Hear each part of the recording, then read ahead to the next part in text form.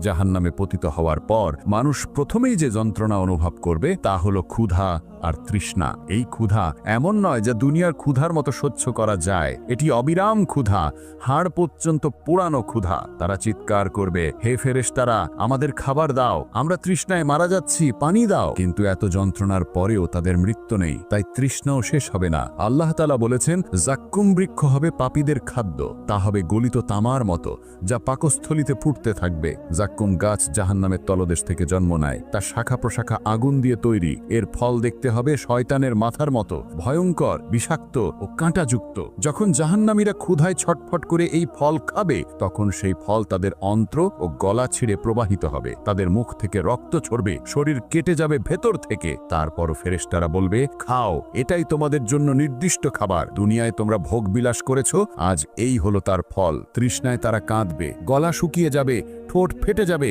তারা বলবে, হে প্রভু, এক ফোঁটা পানি। কিন্তু তখন তাদের সামনে আনা হবে ফুসরে থাকা ফুটন্ত পানি। সেই পানি এতটাই গরম যে কাছে আনতেই তাদের মুখ পুড়ে যাবে। যখন বাধ্য হয়ে তারা তা পান করবে, তখন সেই পানি তাদের অন্ত্র গলিয়ে বেরিয়ে আসবে। আল্লাহ বলেন, তাদের দেওয়া হবে ফুটন্ত পানি, যা তাদের অন্ত্র বিক্ষত করে ফেলবে। কখনো তাদের পান করানো হবে দুর্গন্ধযুক্ত রক্ত আর পুজ, যা বের হবে অন্য জাহান্নামীদের ক্ষত থেকে। হাদিসে এসছে, জাহান্নামের লোকেরা যখন পানি চাইবে, তখন তাদেরকে দেওয়া হবে দুর্গন্ধযুক্ত পুজ। তারা তা পান করার চেষ্টা করবে, কিন্তু তা মুখে তুলতেও পারবে না, বারবার গলায় আটকে যাবে। তাদের মুখ থেকে বমি বের হবে, কিন্তু তবুও তৃষ্ণা মিটবে না। তাদের ঠোঁটে ঢালা হবে গলিত ধাতু, যা তাদের শরীরের ভেতরে ঠুকেই মস্তিষ্ক আর অন্ত্র গলিয়ে দেবে। তারা যন্ত্রণায় ছটফট করবে, চিৎকার করবে, কিন্তু ফেরেশতারা কঠোর চোখে দাঁড়িয়ে বলবে, আজ তোমাদের কান্না শোনা হবে না, আজ তোমাদের জন্য কেবল শাস্তি। জাহান্নাম কেবল আগুন নয়, এখানে রয়েছে ভয়ঙ্কর ঠান্ডা, এমন শীতলতা যা বরফের থেকেও ভয়ঙ্কর। তারা সেখানে জমে যাবে, ঠান্ডায় তাদের হাড় ফেটে যাবে, দাঁত ভেঙে যাবে, এমন শীতল বাতাস বইবে